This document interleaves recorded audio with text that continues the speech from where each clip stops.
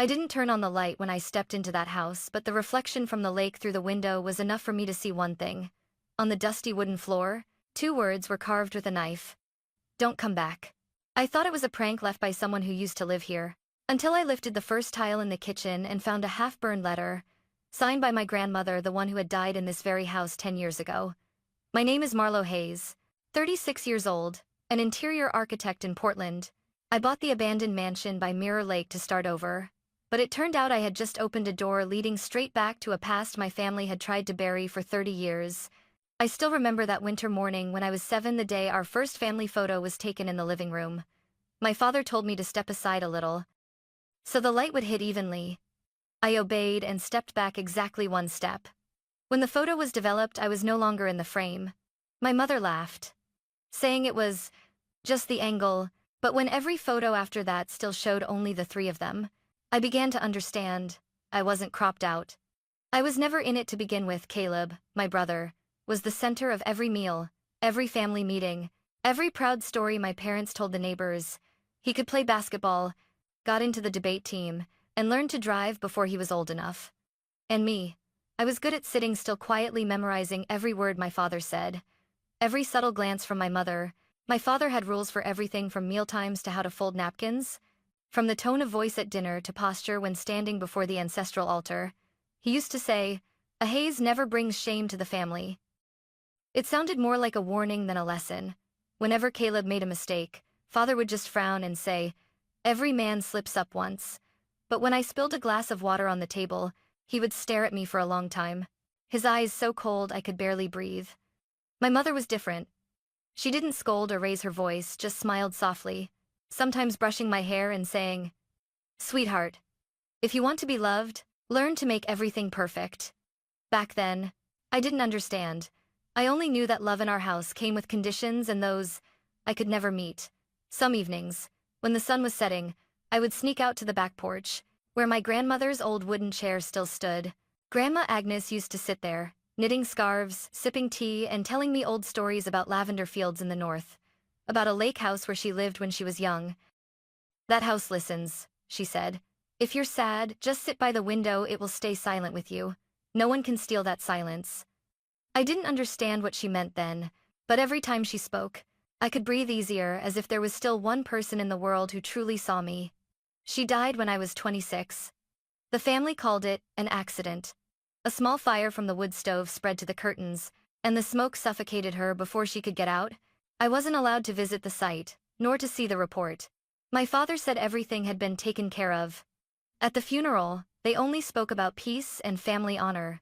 No one mentioned the house by Mirror Lake, the place she spent her final years, the one I later learned she had left to me. After the funeral, I went back to my small room in our Portland house. That room, though under the same roof, felt like another world. Gray walls, a tiny window, and a wooden desk I had painted myself. I would sit there for hours, sketching my first interior designs by hand, trying to create a space that belonged only to me, even if just on paper. Every time I passed the living room, the family photo was still there, the one without me. Caleb had grown up to be the face of the family, while I remained the shadow in a house no one named. At 17, I was accepted into a design school in New York. I thought my parents would be proud, but my father only said, "That won't feed you. Get a real job." I left without asking permission. My mother quietly slipped a thin envelope into my hand. Inside were a few bills and a note that read, "When you're exhausted, come home."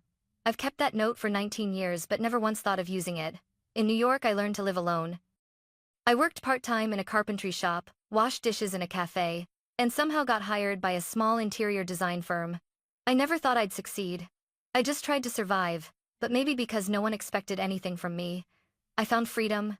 During those years, I still received Christmas cards from my family, but they were printed in bulk, with no name on them.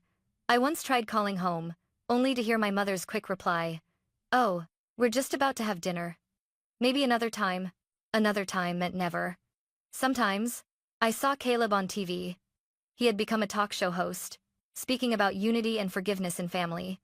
I didn't know whether to laugh or cry. Maybe he'd learned to speak of things he never practiced. Every winter, I thought of Grandma, of how she called me Marley instead of Marlo. She said it sounded softer, like wind touching the lake. She once told me, if one day you feel unheard, find the house by the lake. There, you'll hear what you need.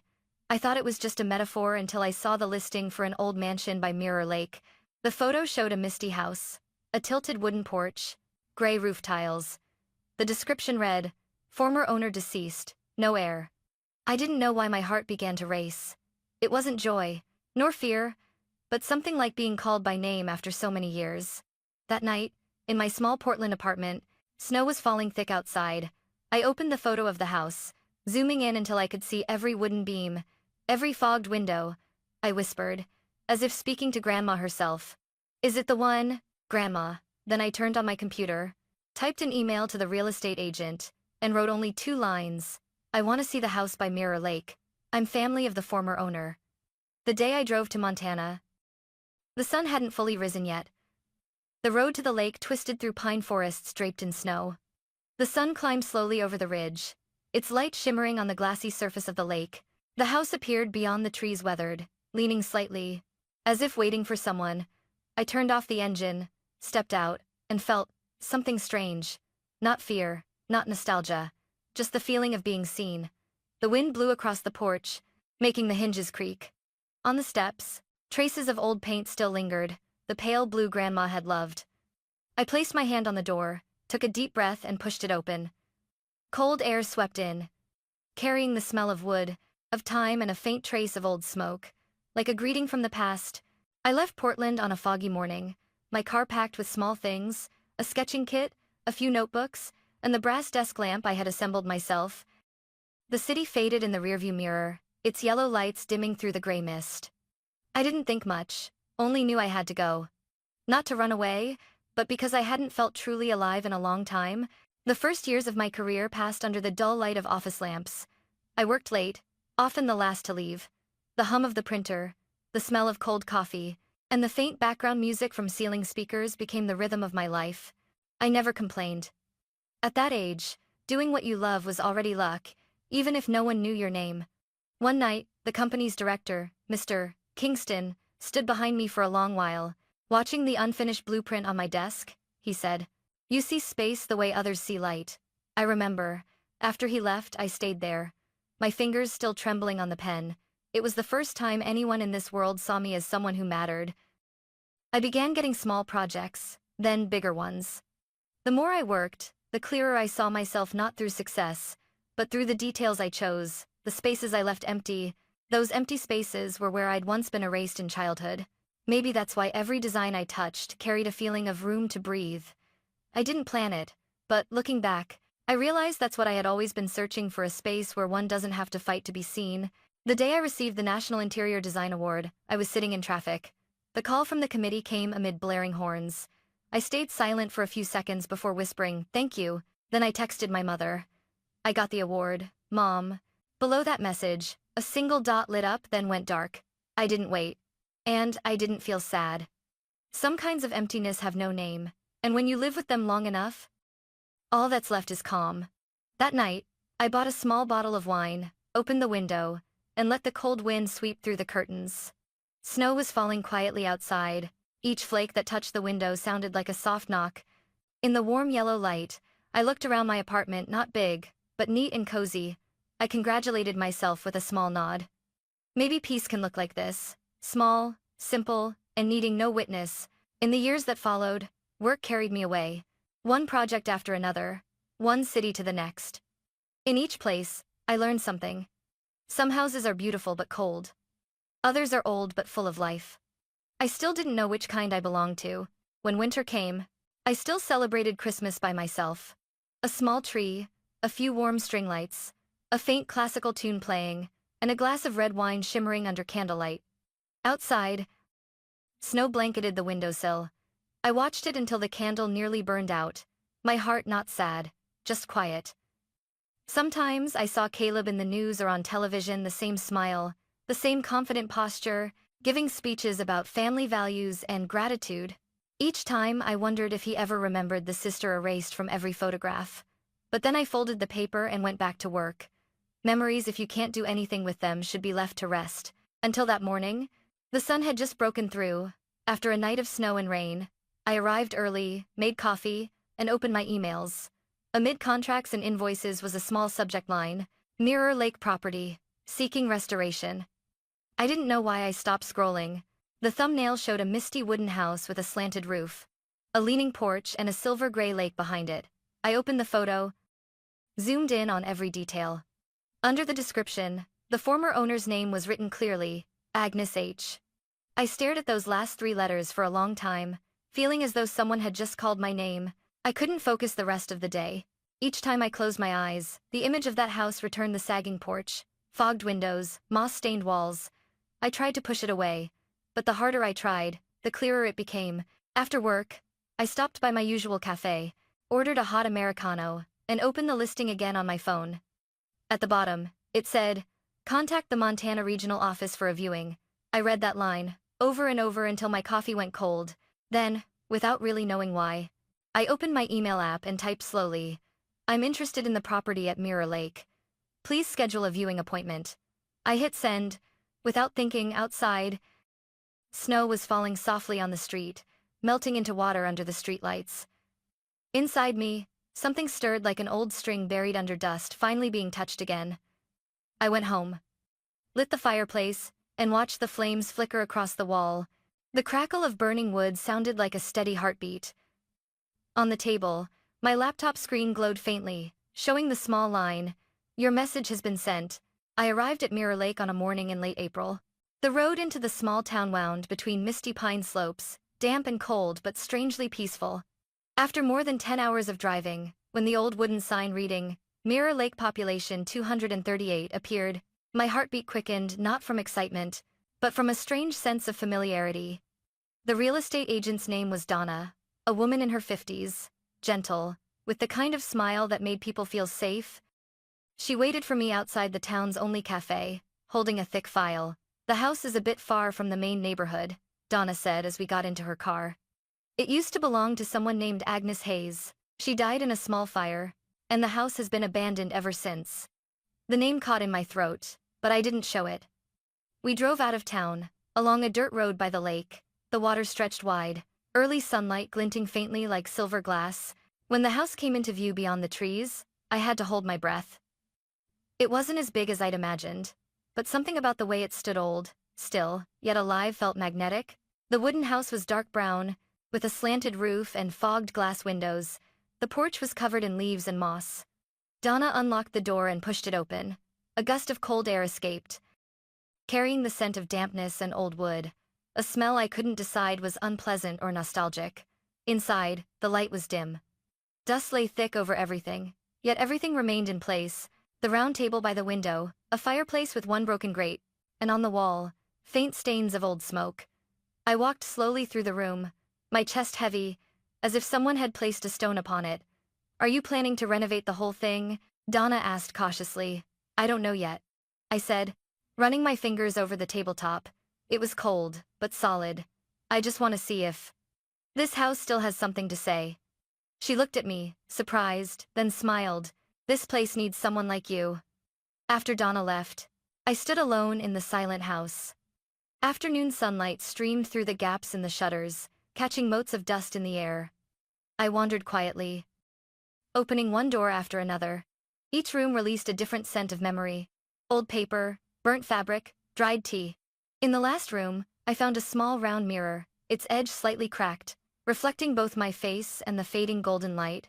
I didn't know why, but I bowed my head and whispered, "Grandma."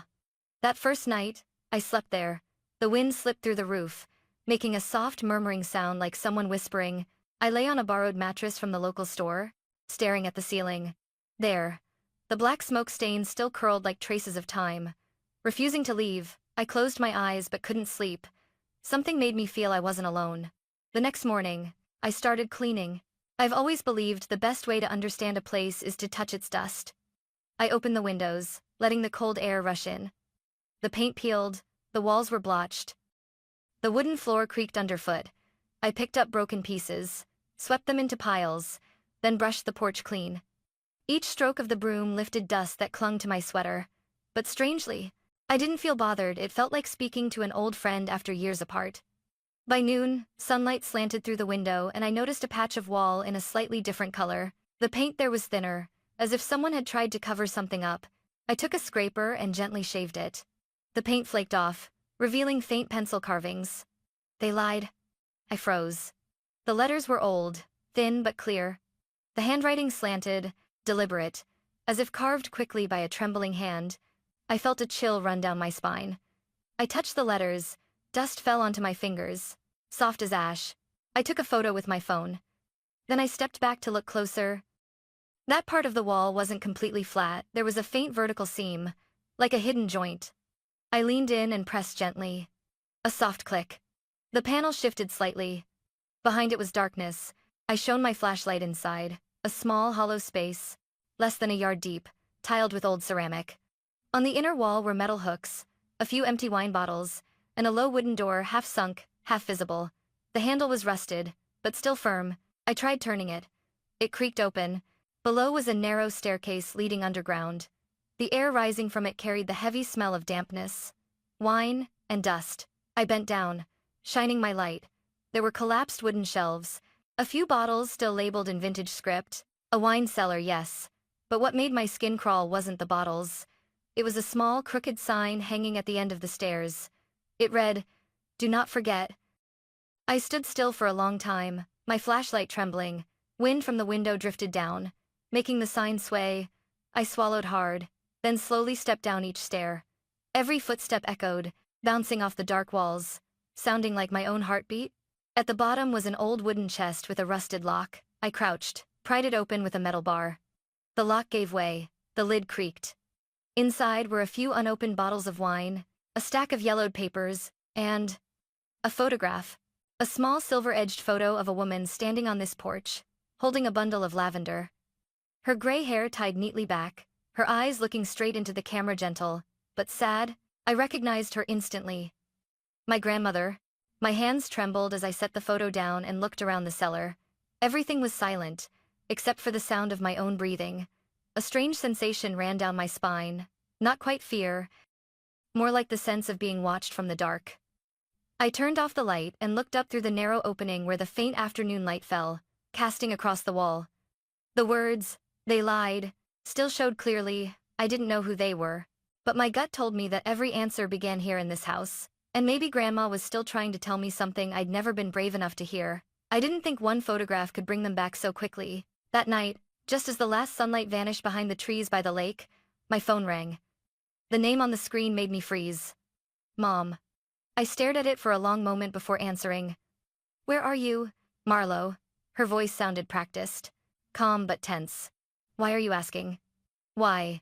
Because the whole town already knows. Did you really buy that house?" "I just wanted a quiet place to work." "Quiet." My mother let out a soft laugh. "You picked the perfect place to stir everything up again," she said. Everything as if it were a heavy mass. No one dared to touch. I didn't reply. She sighed, her voice turning softer. "You shouldn't be there alone. Caleb will come by to check on things. All right? He understands more than you do." "No need, Mom," I said. "I can handle it." On the other end of the line, I heard a glass set down, then the scrape of a chair. I could even hear her breathing. "You know, Marlo," she said quietly, "even silence has its limits. Don't let it turn into something you'll regret." The call ended before I could ask what she meant. I thought that would be the end of it. But 2 hours later, just as I finished making a cup of tea, the phone rang again. This time, it was Caleb. "So, you're really at the lake house?" "Yes." "Why?" Caleb's voice was light, almost friendly, but there was something cautious underneath. "No reason. You know, that place technically belongs to the family. I think we should talk." I frowned. "Family? You talk as if anyone ever cared about that place. It's been abandoned for 10 years, no one's mentioned it, no one's gone back." There was a short silence. Then I heard him exhale and give a small laugh. "Things aren't always as simple as you think. I'll come by tomorrow. There are things you should hear directly from me." Before I could refuse, the line went dead. The next morning, while I was outside clearing the yard, a shiny black SUV stopped at the gate. Caleb stepped out perfectly dressed, sunglasses on, and beside him was a man in a suit. Clearly a lawyer. I wasn't surprised, just slightly amused. "You drove nearly 3 hours just to talk about an old house?" I asked. Caleb smiled, removing his glasses. No, to give you this. He held up a beige folder, the cover labeled, Last Will and Testament. Agnes Hayes. I took it and opened it. The first page bore the signature Agnes, rounded, careful handwriting, but I knew instantly something was wrong. My grandmother's signature was never curved like that. She wrote slowly, leaning slightly to the left, and always dragged out the final stroke longer than usual. I looked up. Where did you get this? Dad gave it to me, Caleb said. Mom told me to hold on to it. She was afraid you might do something impulsive. So they still think I don't know what I'm doing. The lawyer stepped in. According to this document, the property is jointly inherited by 3 individuals. Mr. Everett Hayes, Mrs. Lorraine Hayes, and Ms. Marlowe Hayes. If you wish to renovate, all signatures are required. I closed the file and set it down on the porch table. Is that so? Then I'll have the court verify it. Before you try anything, I'll prove this document is fake. Caleb slowly shook his head, still speaking softly. You always liked making things harder than they need to be. We could just negotiate. I don't negotiate with people who forge my grandmother's will, I said, staring straight at him. For a moment, his face tightened. The lawyer coughed quietly, signaling that he wanted to leave, but Caleb stayed put, glancing around the house, his eyes a mix of arrogance and caution. You know, he said slowly, this place might be hiding more than you think. Not everyone wants what's buried here to be dug up. Is that a threat? Take it however you want. He turned, walked down the steps and said to the lawyer, Let's go. Before getting into the car, he looked back one more time. Marlowe, if you're smart, you'll sell this house before things get messy. The car engine started and rolled away, leaving a trail of dust on the dirt road. I stood there, watching until it disappeared behind the pine trees. No anger rose up, only a chill running down my spine. I went back inside and reopened the folder. The smell of fresh ink still lingered. I set it next to the photo of Grandma I'd found in the wine cellar the day before. Her eyes in that picture seemed to look straight at me, calm, but determined. I pulled out my phone, zooming in on her signature in the old Christmas card I'd kept all these years. Comparing it to the one in the will, they didn't match at all. Grandma, they really did lie, I whispered. I didn't know what to do first. But right then, another car engine sounded outside the gate. I stepped out. This time, it was my parents. My mother wore a white coat and a silk scarf, her face composed to an impossible degree. My father stood tall, hands in his coat pockets, his eyes sharp as blades. We need to talk, he said without greeting. I folded my arms. I think I've heard enough. No, you haven't, my mother interrupted. This is more complicated than you think. They walked straight into the house, as if they still owned it. My father looked around and nodded slightly. Still the same. She was always stubborn. I followed, keeping my distance. She or me. He didn't answer. My mother sat down, opened her purse and pulled out an envelope. Sweetheart, this house is tied to many things from the past. You should listen before you decide what to do. I looked at the envelope but didn't reach for it. If it's real, why didn't you say anything 10 years ago? She looked at me, her eyes sad. Because back then you were too young to understand, and now you think I'll believe you. She stayed silent. Only the sound of wind slipping through the cracks in the door broke the air. My father sat down, speaking slowly. Agnes didn't leave anything to anyone individually.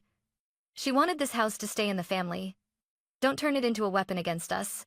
I couldn't help but laugh. Family, that's rich. For the past 10 years, who in this family ever asked how I was doing? He frowned, lowering his voice. Don't be disrespectful, Marlowe. You've always had trouble following rules.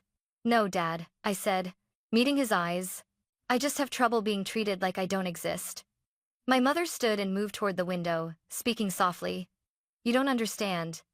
Some things, if brought back up, could hurt everyone. I replied evenly. No one fears pain more than those who've already been forgotten. My father gripped the armrest tightly, anger flickering in his eyes. But all he said was, we'll speak with our lawyer, and believe your mother. Marlowe, you don't want to go up against us. They left as quickly as they came. The door shut, leaving a cold, empty silence. I sat down, staring at the room, the same old wood smell, the same dim light. But from that moment, I knew they weren't going to leave me in peace. I began cleaning the wine cellar on a drizzly afternoon. Rain at Mirror Lake wasn't loud. It fell softly, whispering against the earth. Light from the small windows slanted across the stairs, catching floating dust like glitter in the air. Underfoot, the wooden floor creaked with every step, its rhythm slowly becoming the heartbeat of the house. I had thought I'd be afraid of this place, the dark, the cold, the scent of old wine. But the deeper I went, the more familiar it felt, as if every corner, every smell, was trying to tell me a story long forgotten. I brought a small lamp and a box of leather gloves. The lamp's golden light swept across shelves covered in cobwebs. Most of the bottles had broken seals, leaving dried stains like brownish blood. In one corner lay a small tin chest, tilted and half hidden behind collapsed crates. I dragged it out. It was heavier than I expected, thick with layers of dust like the skin of time itself. The lock was rusted but firm. I tried turning it, no luck. After a few minutes of searching around, I found an old chisel and pried it gently. With a sharp click, the lock gave way. The lid popped open, releasing the smell of metal and aged paper. Inside, there was no gold or treasure. Only a few unopened wine bottles, a notebook, and a yellowed envelope. The handwriting on the envelope tilted slightly, trembling but so familiar that my heart stopped for a beat. To Marlowe, if you ever find this. I sat down on the cold floor and carefully opened it. The ink had blurred in places, maybe from water. The smell of old paper mixed with decades of wine made my throat tighten. I read line by line, and it felt like Grandma's voice was right beside me. If you're reading this letter, it means the house has chosen you. This home is not just wood and stone, it's memory. It will belong to the one grandchild who knows how to love, not possess. I paused. Wind from the cellar door brushed against the page, making its edge flutter. I kept reading, my vision blurring as I reached the middle. Don't believe what they said about the night of the fire. The flames didn't start on their own. They were set to destroy what I kept in the safe. The one who pulled the smoke alarm wire that night was Caleb. He didn't mean to hurt anyone, but when he feared being discovered, he ran. The smoke spread faster than he expected. By the time I reached the door, it was too late. My hands began to shake. I had to set the letter down because my chest was tightening. Outside, the rain grew heavier, pounding against the roof like a racing heartbeat echoing through the narrow space. I closed my eyes, trying to breathe. But all I could see was Caleb's calm face from a few days ago, standing in the yard, speaking so gently, as if nothing in the world could shake him. I picked the letter back up. The last lines were shorter, hurried. If you want the truth, look in the hidden safe behind the kitchen cabinet. But be ready. There are things no one in this family ever wanted to remember. I stood, my head spinning. The kitchen. I had just cleaned that room days ago and hadn't seen any safe. Still clutching the letter, I climbed the stairs, my heart tangled like a spool of thread. In the kitchen, I turned on every light and knelt to inspect the wall behind the shelves. The house was built of solid wood, but behind the stove there was a faint seam like a hidden joint. I tapped it lightly. The sound was hollow. I found a small hook in the corner and pulled. The wooden panel came loose, revealing an old safe. The lock no longer worked, so I tapped it gently with a hammer. The door creaked open, the hinge whining. Inside was a bundle of papers tied with string and a small rusty padlock. I lifted the bundle out. They were bank receipts. A few unsent handwritten letters, and a scrap of paper scrawled in a handwriting I recognized instantly, my father's. Don't let her find out. Erase all the records. I froze. The whole kitchen was filled with the sound of wind whistling through the window. For a moment, it felt like everything I thought I understood about this family was dissolving, evaporating like steam. I pulled out a few more papers. One was a copy of a property transfer, dated just 2 weeks after Grandma's death. Authorized signatory, Everett Hayes. Witness, Caleb Hayes. I sank to the floor, the letter still clenched in my hand. Her voice echoed in my head, word for word. Don't believe what they said about the night of the fire. I turned on my phone, took photos of every document, and saved them in a private folder. The ceiling light flickered, and when I looked up, I saw a thin wisp of smoke curling through a crack in the ceiling, just like the smoke that had once taken her breath. I went to the window and threw it open. The wind rushed in, scattering the papers from my hand. I bent down to pick them up, then stopped. Beneath a layer of dust near the corner of the floor, something faintly shimmered. I used a scraper to pry it loose. It was a small, silver, hairpin, old-fashioned, shaped like a lavender flower, the exact kind my grandmother used to wear. I held it, my fingers trembling. Such a small thing. Yet it made the whole room feel heavier. I knew then this wasn't just memory anymore. It was alive, breathing again inside this house. I sat at the table, placing the hairpin beside the letter, staring at the two objects lying parallel. The feeling was both painful and strange, like someone had flung open a long-sealed door in my mind, and the light behind it was too bright to face. I didn't know how long I'd been sitting there. When I finally looked up, it was already dark. The wind was strong, making the curtains billow. I gathered the papers, slipped them into an envelope, and carefully locked them in a drawer. My hands were still shaking when I closed it. Then I heard something on the porch, the crunch of tires on gravel. My stomach tightened. I walked to the door, peering through the fogged glass. A car had stopped at the gate. The headlights cut across the wooden fence, and in that flash, I saw a man step out. Tall, upright, holding an umbrella. The rain blurred the image, but I didn't need to see clearly to know who it was. Caleb. I gripped the doorframe. The letter hidden behind my back. The rain grew heavier. Drumming on the roof, the headlights pointed straight at the door. He knocked once, then twice, slow, steady, familiar. I didn't open it right away. Part of me still wanted to believe this was all a misunderstanding. But the letter in my hand, the line, "The one who pulled the smoke alarm wire that night was Caleb," was still there, sharp as a fresh cut on my skin. Outside, he knocked again. The rain nearly drowned out his voice. "Open the door, it's me. I know you're in there." I set down my coffee, wiped my hands on a towel, and picked up my phone. The security cameras around the house were still working 4 angles. All clear. I turned on automatic recording so everything would upload straight to the cloud. Caleb looked up toward the house, his voice carrying across the yard. "Marlo, we need to talk." I switched on the speaker and spoke through the intercom. "No need. If you and the others came here to pressure me, I suggest you get back in the car. This is my legal property." He gave a faint smile, the same one I'd seen in every family press photo. "You always like to make things harder than they have to be. We just want to talk." Behind him, my father stepped forward, leaning on a wooden cane, eyes full of contempt. "You don't have the right to lock the door against your own parents, Marlo." I kept my voice calm. "I have the right to protect my property. If you want to talk, schedule it at the lawyer's office, not on my doorstep." My mother chimed in, her tone gentler. "Don't make this harder, sweetheart. We're still family." I watched her standing in the rain-white coat, silk scarf perfectly in place as if she were attending a dinner party, not a property dispute. "Family doesn't show up with lawyers and locksmiths," I said, my eyes fixed on the surveillance screen. The man in the suit gestured to one of the 3 people with them. He stepped forward, pulling out a toolkit. I took a deep breath and said, my voice low but clear, "If anyone touches that lock, I'll call the police right now." Caleb folded his arms, looking up at the camera on the porch. "Do you really think you can stand against the whole family?" "No," I said. "I just need the truth, and I already have it." I pressed the emergency dial on my phone. When the dispatcher answered, I gave my address, calm as if reciting a string of numbers. My father's voice cut in sharply. "What are you doing?" "Reporting an attempted break-in by my parents." Caleb stepped back, giving me a long look, then whispered something to the lawyer. I couldn't hear it, but his face wasn't calm anymore. It showed a flicker of unease. When the police car appeared at the end of the road, I stayed where I was. Peeking through the curtain, 2 officers got out and spoke briefly with them. One of them came to my door. I opened it slightly and handed over my documents.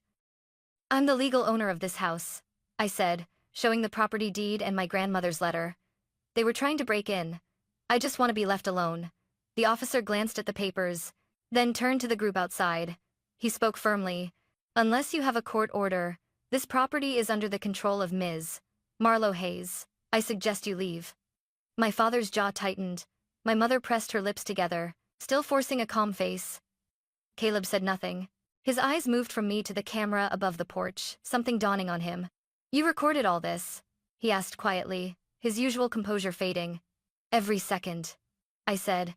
I stepped out just enough to hand a small USB drive to the officer. "This USB contains footage I extracted yesterday from the old DVR hidden behind the cellar panel. My grandmother had the system installed shortly before she died. The drive was still in place. I'd like to submit it as evidence." Caleb's face went pale. My mother turned to him, whispering, "What is that?" He didn't answer. The officer took the USB and asked, "You're saying this video relates to the fire 10 years ago?" I nodded. "Yes. It shows someone pulling the smoke alarm wire right before the fire started." My father stepped forward, his voice rising. "No one has the right to dig up the past. You're hurting your own family, Marlo." I'm not hurting anyone, I said evenly. I'm just stopping before someone lies again. The second officer stood in the yard, signaling for everyone to leave. I stepped back. Keeping a hand on the door latch, Caleb looked around, as if weighing something. Finally, he spoke quietly, just loud enough for me to hear. You don't know everything. There are things she never told anyone, not even me. Good? I said. Then you can go home and think about how much of it you helped hide. He stared at me for a moment longer, his expression unreadable, not confident anymore, but not fully regretful either. Then he turned away. My parents followed, the lawyer walking last, muttering into his phone. When they were gone, I closed the door and leaned against the wall. Outside, the sound of engines faded, leaving only the wind circling the porch. I loosened my grip, but my heart was still pounding. The house fell silent again. Afternoon light filtered through the window, casting a pale hue across the wooden floor. I opened my laptop and replayed the security footage. The images were sharp, my parents, Caleb, and the lawyer standing in the yard. Every expression, every word, recorded perfectly. I fast-forwarded and paused on the moment Caleb looked up at the camera. His face relaxed for just 1 second, long enough to see fear slip through the calm. The porch door was still slightly open. The wind carried the scent of damp earth and faint, old smoke, the kind that seemed woven into the wooden beams of this house. I looked out toward the lake. The water was flat, still too still. Across the pines, something shifted. A faint sound, like a footstep on gravel. I turned, but no one was there, only my reflection in the glass, layered over the image of the house itself. A house where, whether I liked it or not, every secret was still waiting to be spoken. The first news story appeared just 2 days after I filed the lawsuit. A small local paper, usually only covering weather and fall fairs, suddenly ran a front-page headline in bold. The Hayes lie secrets behind the lake house. The name Hayes, once the pride of my family for decades, a symbol of discipline, honor, and military tradition, was now printed beneath one single word: lie, deceit. My phone started ringing at 6 a.m. Reporters, lawyers, old acquaintances, even strangers. They called, texted, emailed, wanting to hear the story from someone inside. I sat at the kitchen table, sipping cold coffee, listening to the rain outside, rain that, at Mirror Lake, never seemed to end, as if the sky itself was watching this story unfold. By noon, a familiar voice echoed in my voicemail. You just blew up the entire Hayes name. Do you realize that? How far are you willing to go to destroy our parents, Caleb? His voice wasn't calm this time. It was rough. Every word clipped tight. I hung up, but only a few minutes later, the phone rang again, this time from a different number. A young woman's voice, quick and excited. Ms. Hayes, this is Rachel from the Portland Daily. We'd like to get your perspective. Everyone's talking about the lawsuit. Would you like to make a statement to defend yourself? I answered briefly. I don't need to defend myself. And I hung up again. That night, flashes went off outside the fence. I pulled the curtain aside and saw 2 people standing by the gate. Cameras aimed directly at the house. I didn't open the door. I turned on the security system and recorded them automatically, just out of habit. A few hours later, the press published new photos, me standing behind the window, light spilling from inside. The headline read, "The Betraying Heir, Marlo Hayes, brother accuses sister of making up stories to steal the estate." I read that far and smiled faintly. Every line reeked of Caleb. He always knew how to choose words that made me look unstable while he remained the hurt but dignified one. My parents stayed silent for 3 days, then went on television. My mother wore neutral tones, her makeup perfectly measured, her voice trembling just enough. "We only want to preserve my mother's memory," she said softly. "Our daughter is hurting, and we don't want to hurt her more." My lawyer, a middle-aged woman named Grace Keller, called me that afternoon. "Marlo, you should brace yourself. They might use the media to pressure you into dropping the case." "I won't drop it," I said. "I know, but I need you to stay quiet. Anything you say now will be edited and twisted." She paused, then added quietly, "You did the right thing keeping the original footage. It's the key piece. But you have to be ready. When this goes to court, they'll attack not just with the law but with emotion. They'll make the public believe you're ungrateful. How long do you think I can endure that?" Grace replied slowly, every word deliberate. "Long enough for them to collapse if you stay steady." On the first day of trial, the parking lot outside the Helena County Courthouse was packed with media vans. I arrived early, wearing a gray coat, hair tied back. As soon as I stepped out of the car, flashes exploded. One reporter pushed forward. "Marlo, do you have anything to say to your brother?" I stopped, looked straight into the lens. The truth doesn't need me to speak for it. It already has a voice. Inside the courtroom, Caleb sat a few rows away. He avoided my eyes, but I could still feel his gaze uneasy, guarded, afraid. My parents sat behind him, their faces carved in stone. When the opposing attorney stood, his voice rang out. "Your Honor, this is a family matter, a resentful daughter, exploiting her grandmother's death to seize property." I closed my eyes briefly. I had expected that. When it was our turn, Grace turned on the projector and displayed the scanned handwriting from Grandma's letter. "This house will belong to the grandchild who knows how to love, not to possess." Then she played the old Cellar video, the image grainy, the light dim, but Caleb's face unmistakable. He bent down, pulled the smoke alarm wire, and disappeared from the frame. The last sounds were frantic, knocking and Grandma's heavy coughs. My mother broke down crying. My father leapt to his feet but was restrained by security. That night, the story dominated every national news channel. The anchor's tone was half sympathetic, half mocking. "The Hazley case has shaken the entire state of Montana. A family once seen as a model of honor now stands accused by their youngest daughter of hiding the truth." I watched the whole segment, then turned off the TV. The house was quiet, only the small crackle of the fireplace filled the air. On the table lay the case file and a stack of letters from the public, some urging me to stay strong, others calling me a traitor. I opened one at random. Inside was a single handwritten line. "Sometimes, to save yourself, you have to let the past burn one more time." I didn't know who sent it, but I sat still for a long while after reading it. My parents went silent after that day in court. Caleb vanished from the media, only I remained with the house, and the strange emptiness between telling the truth and being hated for it. I was sitting in my lawyer's office when Grace walked in. Her expression a mix of surprise and relief. She set a file down on the desk, removed her glasses, and looked at me through the pale midday light streaming through the window. "There's something you should hear directly," she said, trying to sound composed. "About the case, related. Yes, but it might change everything." Grace opened the folder and turned to the last page. The bold print in the top corner made me frown. "State of Montana Land Registry Ownership Verification, Mirror Lake Lot, 23. She pointed to a highlighted section.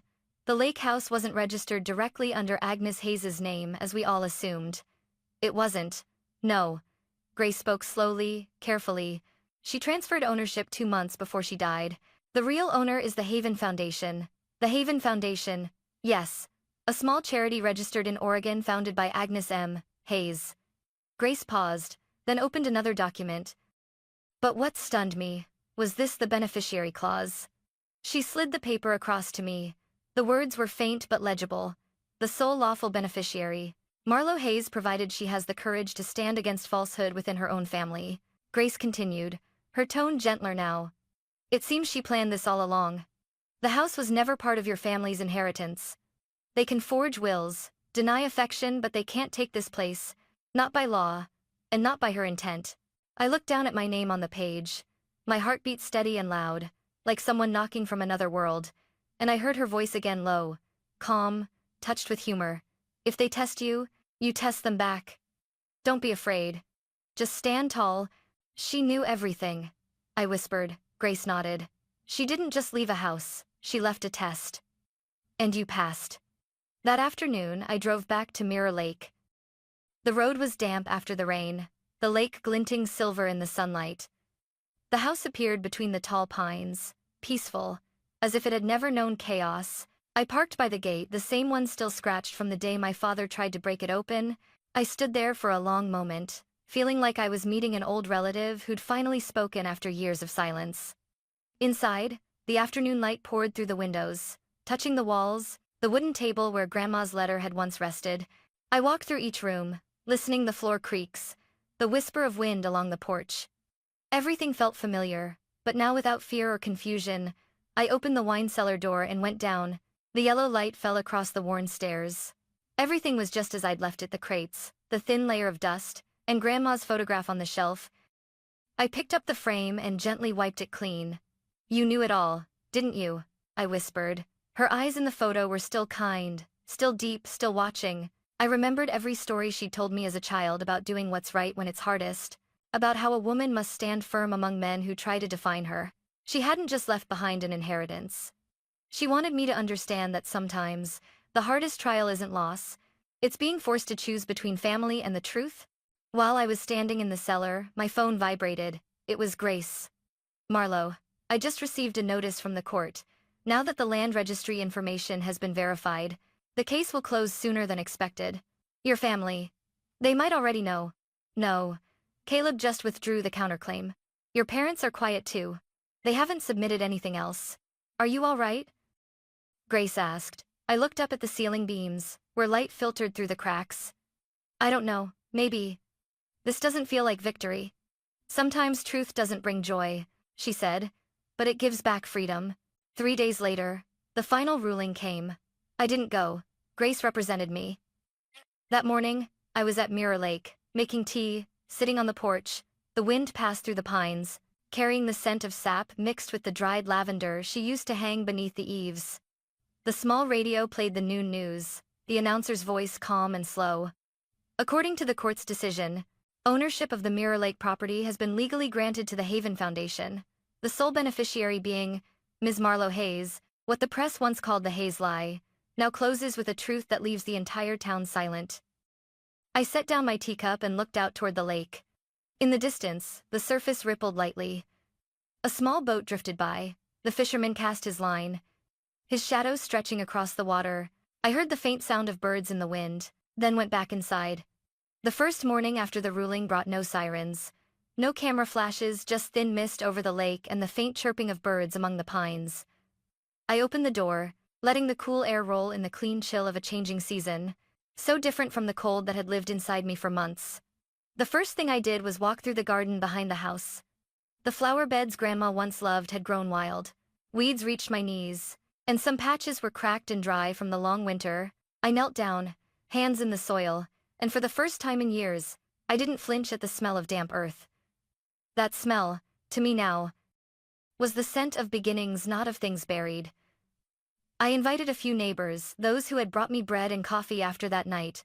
When they came demanding the house to help for a few days, they no longer asked about the case or the headlines. They asked about the flowers Grandma used to plant, about the old bench on the porch, about how to wrap lights around the railing. We laughed together, talking about simple, honest things: ripe fruit, loose soil, the best compost for roses. Restoring the garden was slow work. I tilled, fertilized, trimmed. The small, ordinary tasks filled the hollow space inside me. Each plant I pressed into the ground was a quiet vow. I will preserve what she left. In my own way, not let anyone turn it into a scheme.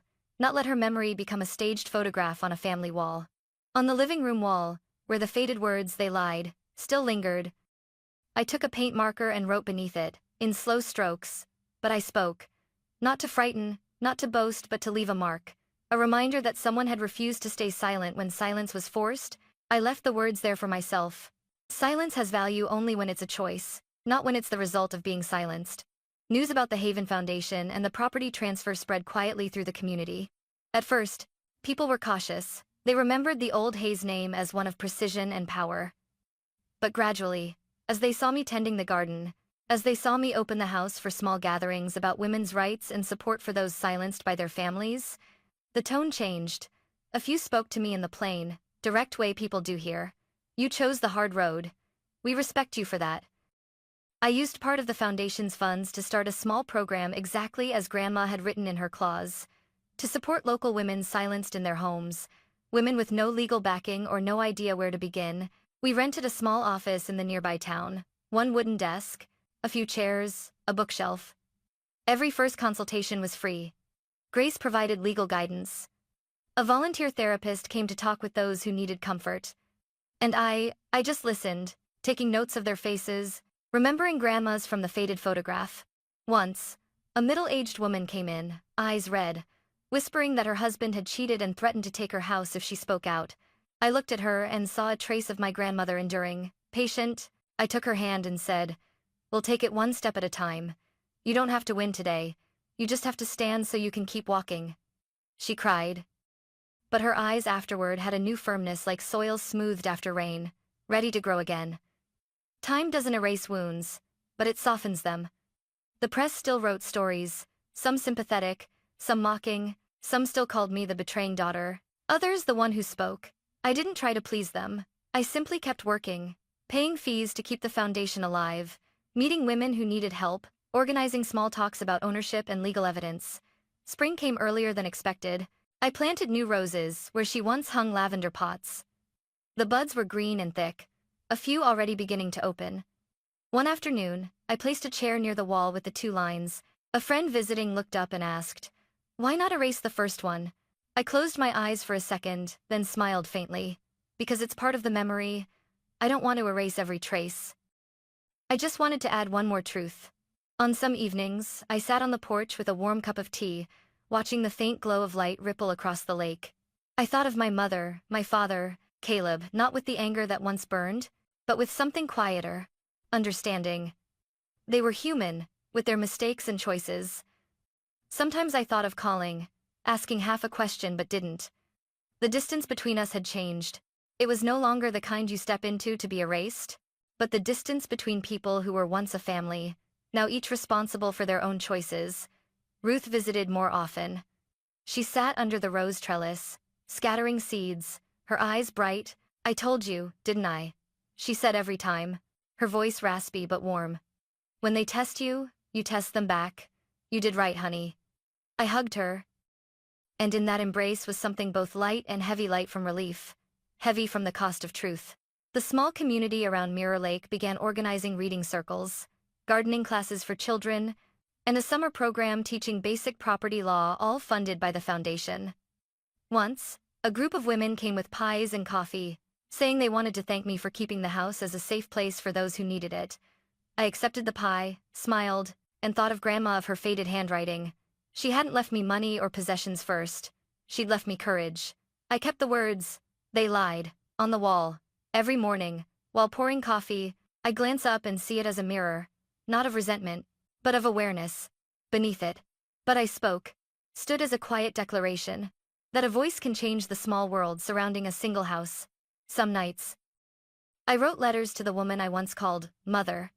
Not to beg or reconnect, but to say, I understand what must be done. I didn't ask her to admit or apologize.